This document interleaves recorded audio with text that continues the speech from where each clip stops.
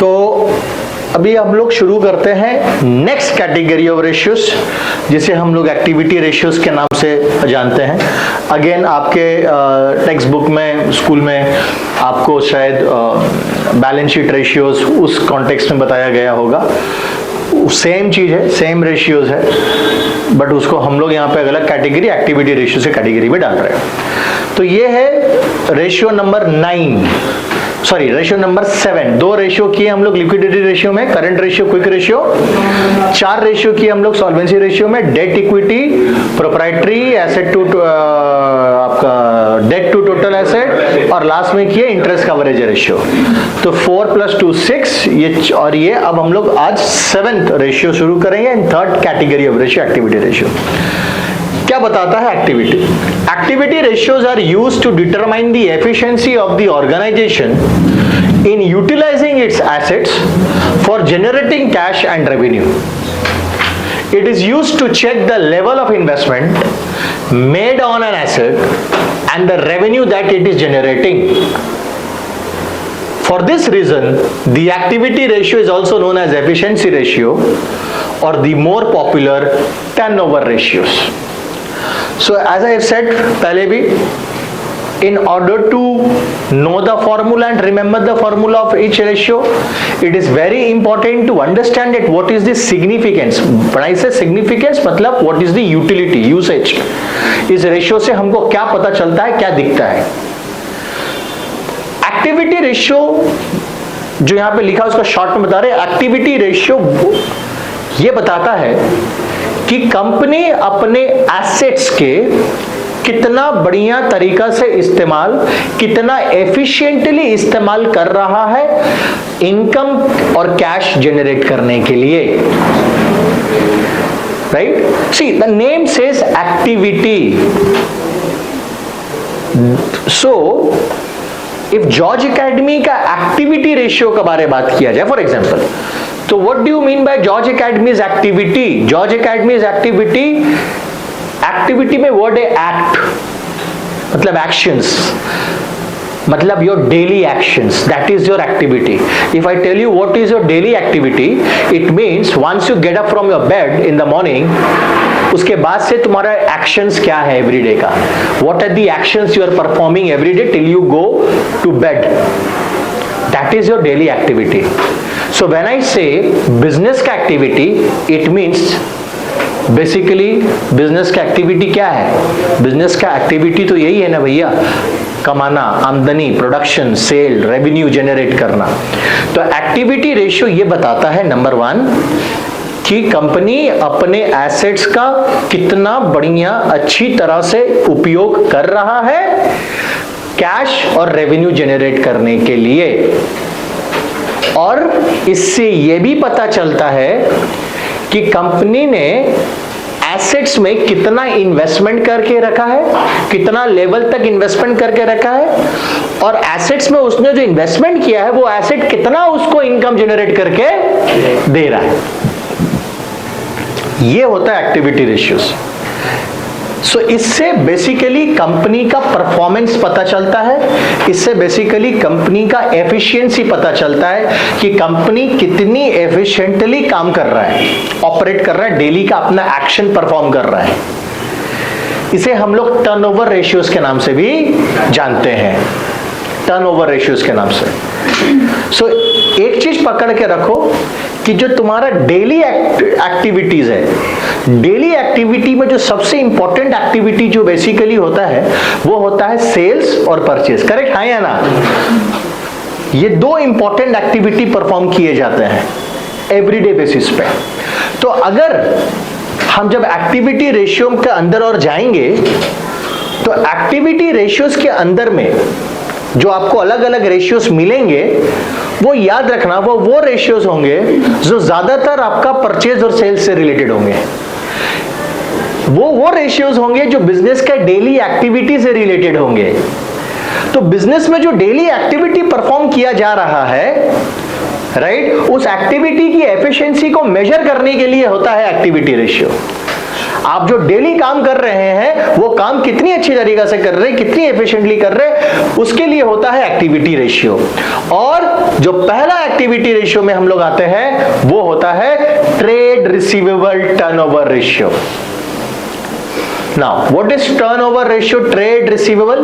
तो आपको बता दें कि ट्रेड रिसीवेबल का मतलब क्या होता है? रिसीवेबल्स मतलब जो पैसा आपको आएगा, पैसा जो मिलने वाला है, कैश रिसीवेबल्स। ट्रेड रिसीवेबल का मतलब क्या हुआ? आपका जो ट्रेड है उस ट्रेड के चलते जो रिसीवेबल्स है। सो से फॉर एग्जांपल मेरा जो ट्रेड है पढ़ाना, जॉर्ज एकेडमी का ट्रेड है पढ़ाना, ट्यूशन सर्विसेज देना, एजुकेशनल सर्विसेज देना। इन सर्विसेज के चलते जो हमको पैसा आने वाला है, मैंने मतलब जिसको मैंने ऑलरेडी सर्विस दे दिया है, मैंने स्टूडेंट को पढ़ा दिया है, मैंने उनको क्लासेस दे दिया है, बट उससे अभी तक पैसा मिला नहीं है, वो हमको फ्यूचर में 2 दिन 4 दिन 10 दिन बाद मिलने वाला है। तो मेरे लिए वो fees which I have earned but not receive, मेरे लिए क्या बन जाएगा? वो basically you become my debtor, वो मेरे लिए ट्रेड रिसीवेबल है, अक्रूड फीस। सो ट्रेड रिसीवेबल, डेटर्स आपके ट्रेड रिसीवेबल के अंदर में आते हैं। आपने सामान बेच दिया, आपने सेल्स कर दिया, बट आपको पैसा नहीं मिला है, तभी तो वो डेटर बना, तो वो आपका ट्रेड रिसीवेबल है। बिल रिसीवेबल, उसी डेटर के उसके डेटर के ऊपर में आपने क्या बनाया?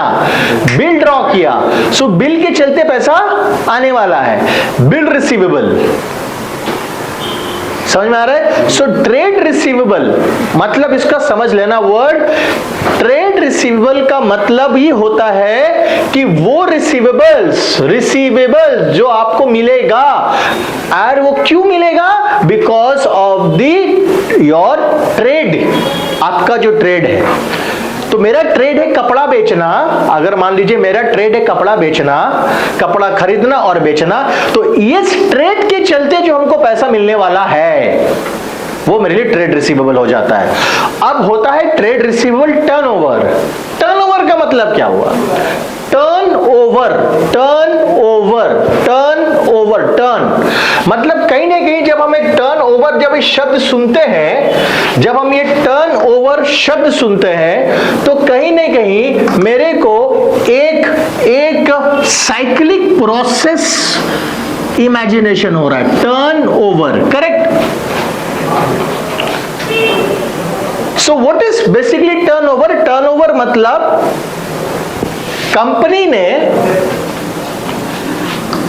कंपनी ने माल बेचा, सेल्स किया, उधार में माल बेचा, ये हो गया आपका डेटर, राइट? फिर आपने इस डेटर के ऊपर में क्या बनाया? बिल। और उसके बाद जब इसका पैसा आपको मिल गया तो आपका ट्रेड रिसीवेबल क्या हो गया? एक टर्न लिया। क्या लिया? एक टर्न लिया। या अगर आप बिल रिसीवेबल को हटा दो, आपने माल उधार में बेचा, आपका डेटर जनरेट हुआ, ये डेटर जैसे आपको पैसा दे देगा, डेटर एक टर्न। डेटर टर्न का मतलब मत सोचना कि तेरा सामने आकर के समरसॉल्ट करने वाला है वो मत सोचना कि आकर के वो गुलटना मारेगा तेरा सामने में, वो टर्न है ना। अर्पित तुम वही सोच रहा होगा कि बेटा कि साला डेटर आकर के क्या करेगा, मेरा यहाँ पे आकर के टर्न करेगा क्या? वो मेरे सामने में बार बार टर्न करेगा, वही टर्नओवर हो गया। तो ये है बच्चा टर्नओवर।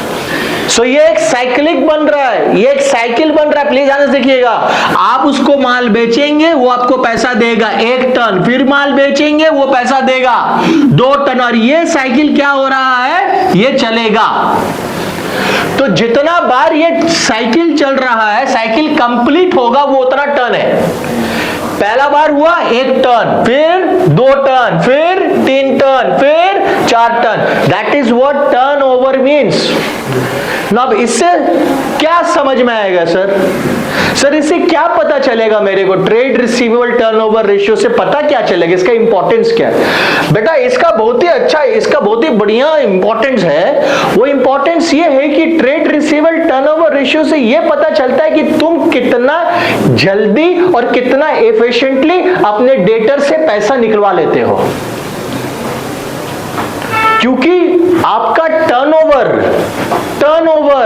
जितना कम है, ध्यान से समझना, टर्नओवर जितना लेस है, मतलब आपका पैसा आपके डेटर के पास उतना ज्यादा दिनों तक फंसा रहेगा। आपका डेटर जितना जल्दी टर्न लेगा, इसका मतलब आप अपना पैसा डेटर से जल्दी रिकवर कर रहे हैं। So how efficiently and quickly you are generating cash from your debtors?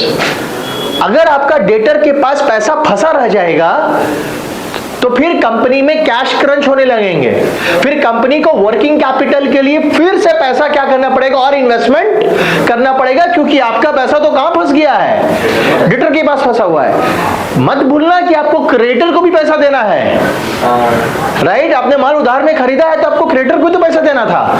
तो डेटर टर्नओवर रेशियो, ये ट्रेड, इसको पहले डेटर टर्नओवर रेशियो बोलते थे, फिर इसको ट्रेड रिसीवेबल टर्नओवर रेशियो, क्योंकि ट्रेड रिसीवेबल इंक्लूसिव। अगेन देखो, ट्रेड रिसीवेबल शेड्यूल 3 क्या बोलता था ट्रेड रिसीवेबल में? क्या क्या होता है ट्रेड रिसीवेबल में?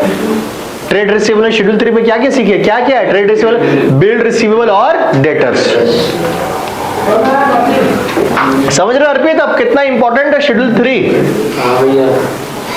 आपका वीडियो देख कितना इंपॉर्टेंट है। बोला 14 नंबर घर में रख के जाएगा अगर शेड्यूल 3 नहीं हुआ तो।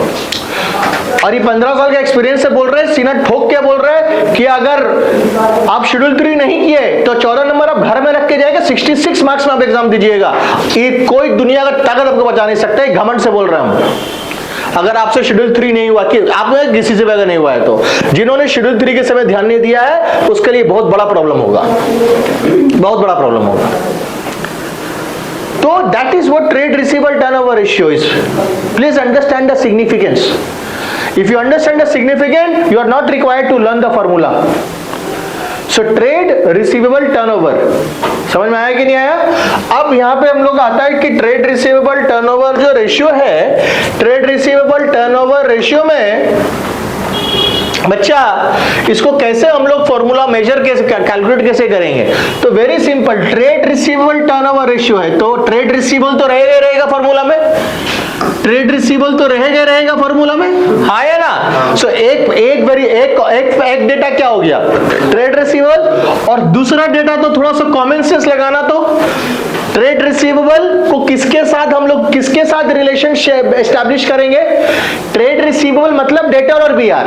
तो डेटर और बीआर कैसे क्रिएट होता है? डेटर्स कैसे क्रिएट होता है? सेल्स से नहीं, ठीक से बोलो, क्रेडिट सेल्स से। सेल्स तो कैश में भी होते हैं। So therefore it is a relationship between trade receivable and net credit sales. So हम लोग यहाँ पे सेल्स वर्ड को यूज नहीं करते हैं, सेल्स वर्ड को हम लोग रिप्लेस करते हैं from the word revenue from operations. Revenue from operation. So basically revenue from operation का मतलब ही होता है sales. Now can anybody tell me that why the word sales is not used and revenue from operation word को use किया जा रहा है? क्यों सेल्स वर्ड को यूज नहीं करके revenue from operation? What is revenue from operation? Revenue का मतलब योर इनकम, ऑपरेशंस का मतलब होता है जो आपका डेली का काम है। सो से फॉर एग्जांपल मेरे लिए डेली का काम क्या है? मेरे लिए डेली का काम क्या है? जॉर्ज एकेडमी में एक ट्यूशन सेंटर के लिए डेली का काम क्या है? पढ़ाना। That is my operation, day to day operations, correct? उससे क्या जनरेट होता है? फीस। तो फीस मेरे लिए क्या बन गया? Revenue from operations.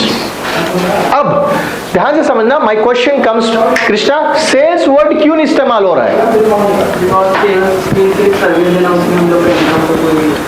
Sales word इसलिए इस्तेमाल नहीं हो रहा है क्योंकि sir sales word service sector के लिए, आपका जैसा सेक्टर है सर, आप अपने लिए सेल्स वर्ड इस्तेमाल नहीं कर सक रहे। You are a service provider, you are giving service and you are charging something.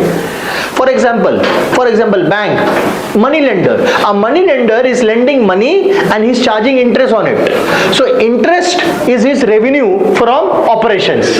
So when we use the word revenue from operation, the revenue from operation जो word है वो एक broader word है।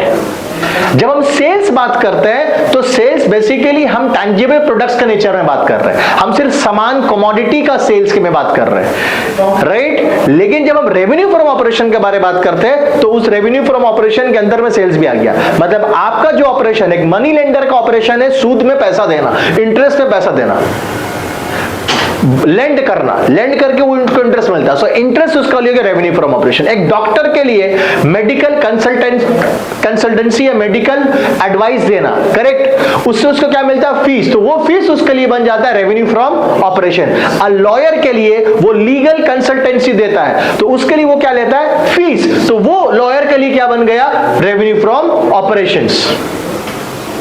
एक होटल्स के लिए वो room अपना भाड़ा में देता है, रेंट पे देता है, रूम्स में रहने का सर्विस चार्जेस, रूम टैरिफ्स लेता है, सो वो रूम रेंट, रूम से जो टैरिफ इनकम जनरेट हुआ वो हो गया उसका revenue from operations.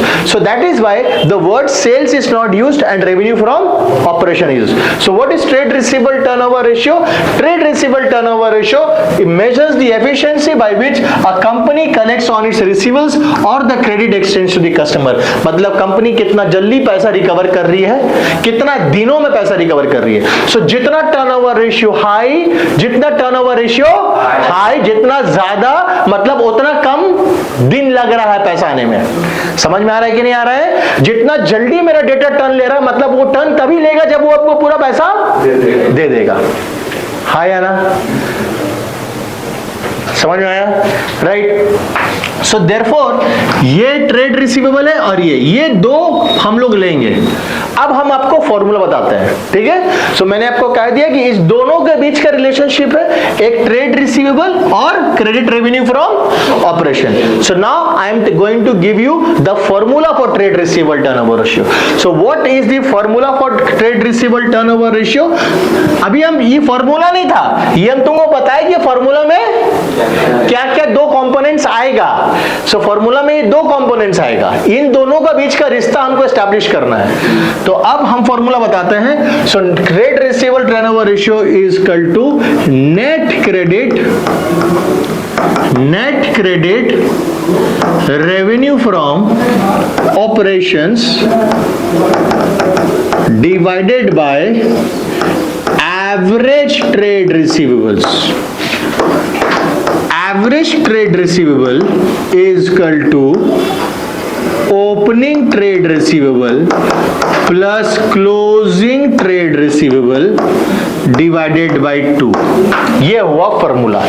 And trade receivable means debtor plus bills receivable. समझ में आया कि नहीं आया? अब ये फॉर्मूला को समझते हैं, ये मिटा देते, ऊपर वाला चीज में। So what is the formula for trade receivable turnover ratio? It is a relationship between the net credit revenue from operation, that is net credit sales, and the trade receivable। But आप देखोगे मैंने यहाँ पे average शब्द का इस्तेमाल किया है। I've used the word average। Why average? Because ऐसा नहीं होता है कभी भी कि कंपनी में at any point of time company का कोई डेटर ही नहीं है।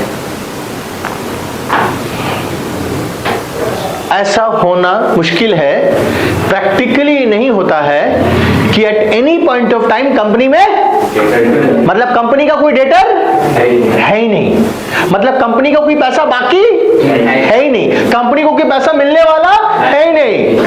ऐसा होना मुश्किल है। यानी कि हमेशा ड्यूरिंग द ईयर, हमेशा at any point of given of time तुम देखोगे कुछ ना कुछ अमाउंट ऑफ डेटर हमेशा रहेगा। ऐसा कभी नहीं होगा कि हम सारे डेटर से पहले पैसा ले लेंगे और उसके बाद सबको फिर से माल वापस बेचेंगे, ऐसा नहीं होगा। सो अगर हम तुमको लाख रुपया का माल बेचे हैं तो यह संभव है कि तुम हमको 80,000 रुपया का माल दे दिया, 80,000 रुपया हमको दे दिया, जैसे 80,000 पेमेंट किया हम तुमको फिर से माल बेच देंगे। तो हमेशा कुछ अमाउंट मेरा तुम्हारे पास रहेगा। प्रैक्टिकली ऐसा कभी नहीं होता कि मेरा डेटर जीरो हो, ऐसा कभी नहीं होगा कि मेरा डेटर, मेरा बिल रिसीवेबल या मेरा ट्रेड रिसीवेबल जीरो हो, मार्केट में मेरा 1 रुपया भी नहीं फंसा हुआ, ऐसा नहीं होगा।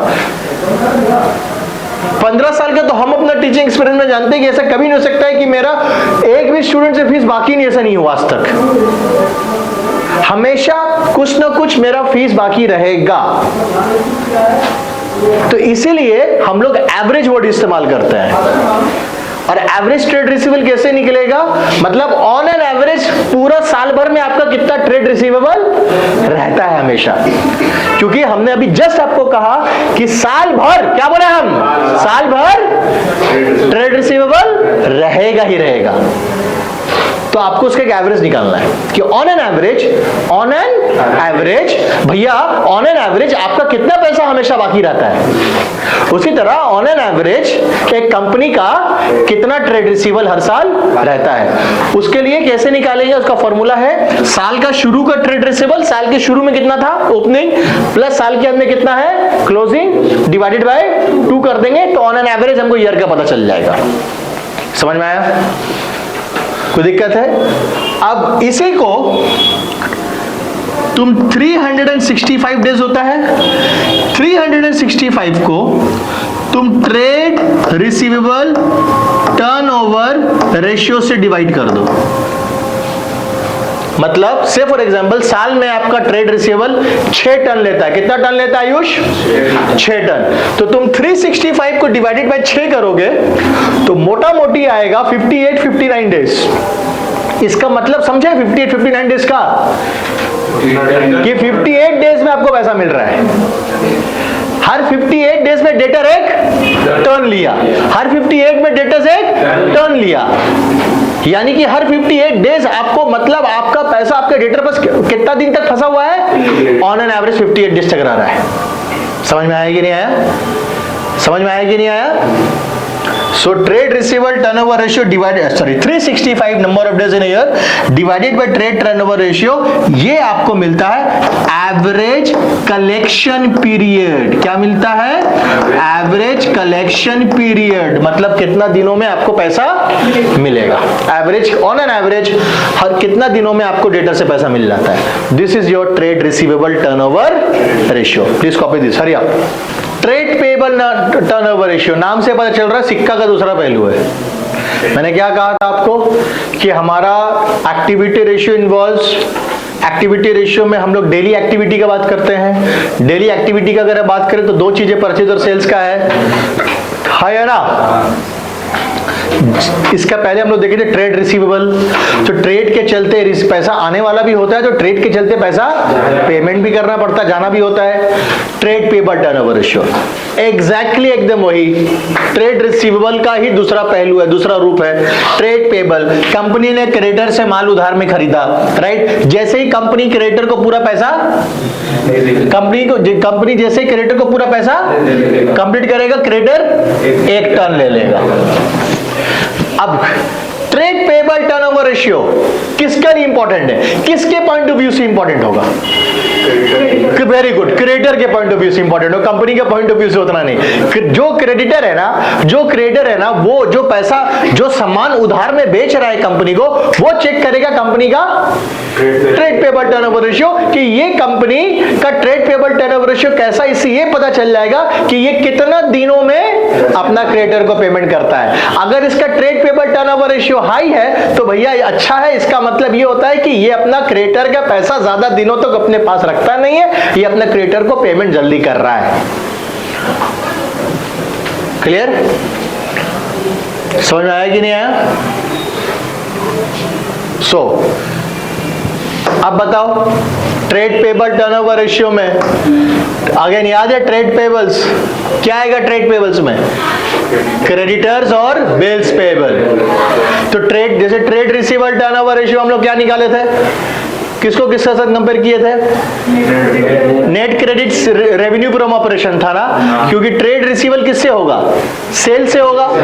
तो पेबल परचेज किससे होगा?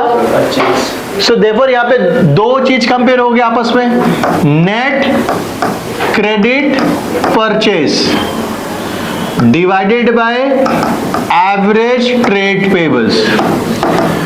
Average trade payable is equal to opening trade payable plus closing trade payable divided by 2 हो गया। समझ में आया कि नहीं आया? So net credit purchase divided by, इन दोनों का बीच का रिलेशनशिप है। क्रेडिट परचेस, उधार में माल खरीदेंगे तो ही तो मेरा क्रेडिट क्रिएट होगा। So purchase, credit purchase, cash purchase नहीं, याद रखना, क्रेडिट परचेस और क्रेडिट परचेस और यहाँ पे ट्रेड पेबल टर्नओवर रेशियो में किसका बीच में हम लोग रिलेशनशिप एस्टैब्लिश कर रहे हैं? नेट क्रेडिट परचेज और average trade payables, average trade payable. क्योंकि ऐसा कभी नहीं होगा कि आपका क्रेडिटर पूरा साल भर में आपका क्रेडिटर जीरो है, नहीं हो सकता। मतलब हमेशा कुछ ना कुछ अमाउंट तो क्रेडिटर के ड्यू रहेगा। मतलब there will always be a certain amount of creditors in your company. It is really very difficult, practically it is not possible to have a zero amount of creditors in your company. क्योंकि same fund अपने तरफ लिया, हम 1 लाख रुपए का माल किसी से खरीदे तो हम उसको पूरा 1 लाख रुपया पेमेंट करने के बाद हम उससे दूसरा परचेज नहीं करेंगे। 1 लाख रुपए का माल कर दिया, उसको 70,000 रुपए का पेमेंट कर दिया, 30,000 मेरे बचा हुआ, बोलेंगे भाई और 50 का माल दे दे। तो क्या होगा, हमेशा कुछ ना कुछ अमाउंट का तो क्रेडिटर रहेगा ही रहेगा। तो ऑन एन एवरेज हमेशा क्रेडिटर रहता ही रहता है। हो गया। और उसी तरह यहाँ पे फंडा है। अच्छा ये बता दे आपको कि ट्रेड पेबल में क्या क्या इंक्लूड है?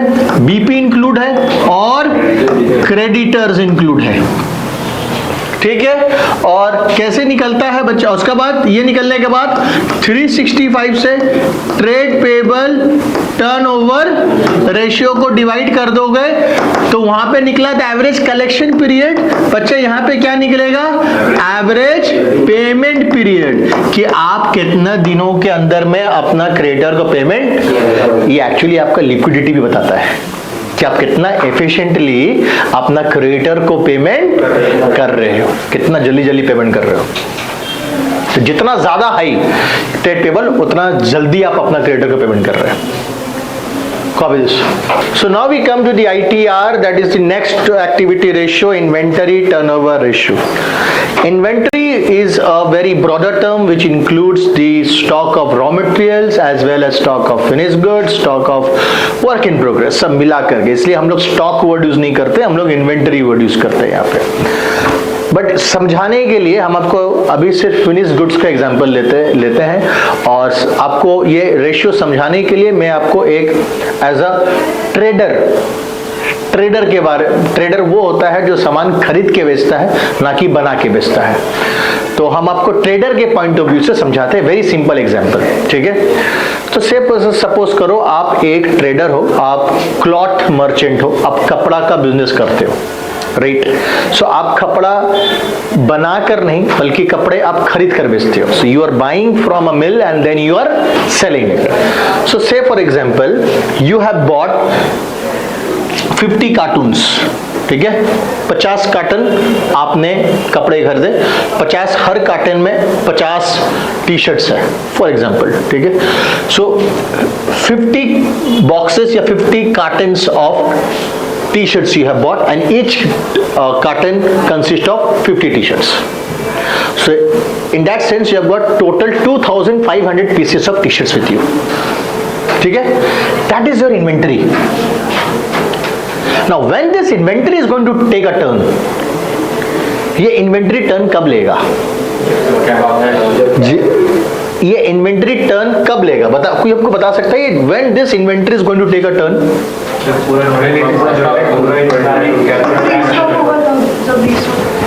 देखो, it is a rate at which the inventory stock is sold or used and replaced. Inventory turnover ratio is the rate at which inventory is turned or sold by a company. It shows the company's ability to convert inventory into cash. देखिए ध्यान से समझिएगा, ये inventory होगा, आप इसको cell करोगे, correct, आप उसको सेल करोगे। तो सेल जब आप इसको करोगे तो क्रिएट होगा डेटर, राइट, और फिर वो किस में कन्वर्ट होगा? कैश में। तो अल्टीमेटली जब आपका इन्वेंट्री कैश में कन्वर्ट हो रहा है तो इन्वेंट्री ने क्या लिया? 1 टन लिया। So that's a one turn. So inventory to cash, जैसे कैश आया and again you going to buy, higher तुम फिर से कर दोगे तो again you come back to square one, फिर से तुम इन्वेंटरी खरीदा. So what is happening? If you see, there is a cycle, it's a turn. Inventory to cash, back to inventory, inventory to cash, back to inventory, inventory to cash, back to inventory. But there is a बीच में debtor भी आ गया. अगर ये process और बड़ा भी हो सकता है अगर बिल रिसीवेबल है तो, मतलब फिर डेटर टू बिल रिसीवेबल, फिर bill receivable to cash. So the cycle becomes inventory to debtor, debtor to bill receivable to cash, back to inventory. So when this happen, it what is happening, एक turn. That's the one turn that inventory is taking. So जितना inventory turnover ratio जितना high, इसका मतलब क्या हो रहा है? इसका मतलब ये हो रहा है कि भैया दनादन माल बिक रहा है, माल फंस नहीं रहा है. और माल फंसने का मतलब ये मत समझना, माल फंसने का मतलब इसमें पैसा फंसा है. दिस इज मनी, ये पैसा है भाई. This is money, this needs to be converted into cash. Your money is blocked here, so you need to liquidate this. Liquidate का मतलब वो इसको आपको कैश में कन्वर्ट करना है. तो जब ये कैश में जैसे कन्वर्ट होगा तो आपका एक इन्वेंटरी आपका टर्न लेगा. तो इन्वेंटरी टर्नओवर रेशियो जितना ज्यादा, जितना हाई, मतलब आपका इन्वेंटरी होल्डिंग पीरियड मतलब कितना दिनों तक आपके पास इन्वेंटरी रहता है, माल कितना दिन तक आपके पास रहता है. हर बिजनेसमैन चाहेगा कि माल उसके पास ज्यादा से ज्यादा दिन रहे कि कम से कम दिन रहे. कम से कम दिन नहीं बोलता, ज्यादा से ज्यादा, कम से कम दिन रहे. जितना हर बिजनेसमैन क्या चाहता है कि उसका स्टॉक उसके पास कम से कम रहे, कम से कम रहे. जल्दी क्या हो जाए, बिक जाए, जल्दी बिक जाए, कम से कम रहे उसके पास. समझ में आया? सो that is inventory turnover ratio. अब बताओ इन्वेंटरी टर्नओवर रेशियो में दो चीज आएगा. एक आएगा इन्वेंटरी, एक इन्वेंटरी आना चाहिए, और एक आएगा कॉस्ट ऑफ गुड्स सोल्ड. क्योंकि हम उसको बेच रहे हैं ना, सेल्स नहीं आएगा, cost price, cost of goods sold आएगा. सो देयरफॉर इन्वेंटरी का इन्वेंटरी टर्नओवर रेशियो, जिसको हम लोग ITR बोलेंगे शॉर्ट फॉर्म में. So inventory turnover ratio that is ITR का फॉर्मूला है कॉस्ट ऑफ गुड्स सोल्ड. हम लोग बोल सकते हैं, या तो इसको बहुत जगह बुक्स पे लिखा रहेगा cost of revenue from operation. क्या बोला रहेगा? बट एक ही चीज है, कॉस्ट ऑफ गुड्स सोल्ड मतलब जो गुड्स हमने बेचा उसको कॉस्ट प्राइस हमारे लिए कितना था डिवाइडेड बाय एवरेज इन्वेंटरी. क्योंकि ऐसा कभी नहीं होगा बच्चों कि आपका दुकान खाली रहे. आप कभी नहीं बोलोगे कि जब तक मेरा पूरा माल नहीं बिकेगा हम कुछ नहीं खरीदेंगे. You will always maintain. So always दुकान में, जैसे मैंने कहा, हमेशा बिजनेस में कुछ ना कुछ अमाउंट ऑफ डेटर रहेंगे, कुछ ना कुछ अमाउंट ऑफ क्रेडिटर रहेंगे. तो उसी तरह से हमेशा आपके पास स्टॉक भी रहेगा. So that is why average inventory. And how do you calculate average inventory? Average inventory का formula opening inventory plus closing inventory plus closing inventory divided by 2. So opening plus closing divided by 2. समझ में आया कि नहीं आया? बढ़िया समझ में आ गया. अब कॉस्ट ऑफ गुड्स सोल्ड कैसे निकलता है बच्चा? कॉक्स कैसे निकलता है? क्लास 11 कॉक्स कैसे निकलता है? Opening stock that is opening inventory बोल सकते हैं आप उसको, plus purchase plus direct expenses. Class 11 का है ये, माइनस क्लोजिंग इन्वेंटरी या क्लोजिंग स्टॉक. अभी हम लिख देते हैं, but better use the word inventory in place of stock. अच्छा, अब आप जैसे 365 को डिवाइड करोगे इन्वेंटरी टर्नओवर रेशियो, वो जो निकलेगा वो निकलेगा एवरेज इन्वेंटरी होल्डिंग पीरियड. मतलब मतलब कितना दिनों तक इन्वेंटरी आपके पास आप होल्ड रहता है, रुका रहता है कितना दिन तक आपके पास, before getting converted into cash. जल्दी से कॉपी कर लीजिए, ये हमारा third number of activity ratio. Last ratio working capital turnover ratio. So what is working capital turnover ratio? देख बेटा, सबसे पहले वर्किंग कैपिटल, हम लोग ने वर्किंग कैपिटल देखा है ना, करंट रेशियो में, लिक्विड रेशियो में हम लोग देखा था वर्किंग कैपिटल। बेटा दो तरह का कैपिटल होता है बिजनेस में, हमेशा याद रखना। एक कैपिटल होता है जो बिजनेस को स्टार्ट करने के लिए लगता है, और दूसरा कैपिटल होता है जो बिजनेस को डेली बेसिस में चलाने के लिए लगता है, राइट, डेली बेसिस में रन करने के लिए लगता है। तो working capital turnover ratio basically ये बताता है कि हमने जो बिजनेस को एवरीडे रन करने के लिए जो मैंने पैसा एक इन्वेस्टमेंट किया, वर्किंग कैपिटल लगाया, वो वर्किंग कैपिटल कितना जल्दी मेरे पास वापस रिकवर हो रहा है।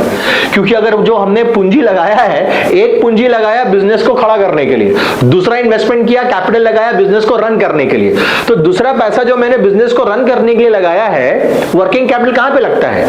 एवरीडे एक्सपेंसेस, स्टॉक वगैरह, ये सब चीज में, इन्वेंटरीज, ये सब में। माल खरीदे, एक वो दुकान बनाए, शोरूम बना लिए, फिक्स्ड कॉस्ट है वो मेरा, अब उस दुकान में माल भरेंगे, स्टॉक लाएंगे, वो मेरा वर्किंग कैपिटल का है।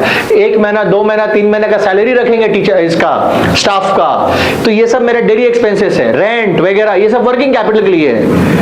तो everyday day to day business को, डे टू डे बेसिस पे बिजनेस को चलाने के लिए कैपिटल लगता है, ये मेरा वर्किंग कैपिटल है। और ये वर्किंग कैपिटल जो हम बिजनेस में लगाए हैं, ये वापस भी कहां से मिलेगा हमको? ये तो बिजनेस से मिलेगा। अगर साला बिजनेस हमको वर्किंग कैपिटल वापस नहीं दिया तो फिर घर से लाके लगाना पड़ेगा पैसा।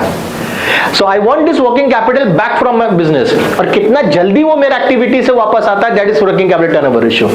जितना ज्यादा वर्किंग कैपिटल टर्न लेगा, इसका मतलब मेरा वर्किंग कैपिटल जो लगा हुआ वो जल्दी जल्दी पैसा आ रहा है, तब तो वही पैसा को हम लोग रोटेट करेंगे। जो बिजनेस कम्युनिटी से आते हैं, आप लोग ये वर्ड सुनते होंगे घर में, रोटेशन, रोटेट हो रहा है पैसा, that is what we call, जो हम लोग आम भाषा में बात करते हैं, पैसा रोटेट हो रहा है। तो पैसा रोटेट हो रहा है मतलब यही हुआ कि हमने जो वर्किंग कैपिटल लगाया है वो मेरे पास वापस आया, फिर वो लगा, फिर मेरे पास वापस आया, फिर वो लगा, और ये रोटेट। तो ये वर्किंग कैपिटल बिजनेस में हमेशा लगा हुआ है, ये रोटेशन चल रहा है। और जहां बिजनेस डगमगाया, सेल्स रुका, इनकम नहीं हो रहा है, तो घर से फिर तुमको क्या करना पड़ता है? लगाना पड़ता है। तो that is what working capital turnover ratio is all about. And working capital turnover ratios, देखिए यहाँ पे लिखा हुआ है, it measures how efficiently a company is using its working capital to support sales and growth. Working capital turnover ratio measures the relationship between the funds used to finance a company's operation and the revenues a company generates to earn. That is what we mean, fund used to finance company's operation, day-to-day operation. और how quickly this fund is coming? Because ये कैसे आएगा? ये वापस कैसे आएगा? Revenue के माध्यम से आएगा। सो मैंने जो फंड लगाया है बिजनेस के डे टू डे ऑपरेशन में, वो कितना एफिशिएंटली रेवेन्यू जनरेट कर रहा है, तभी तो मेरे पास वापस आएगा ना, फिर लगाएंगे। तो इसका फॉर्मूला होगा नेट रेवेन्यू फ्रॉम ऑपरेशंस, क्योंकि यहां पे दो चीज को कंपेयर करेंगे, working capital and sales divided by working capital, right. और WC कैसे निकलेगा? Current asset minus current liability, बस खत्म, यही था। चलिए कॉपी कर लीजिए।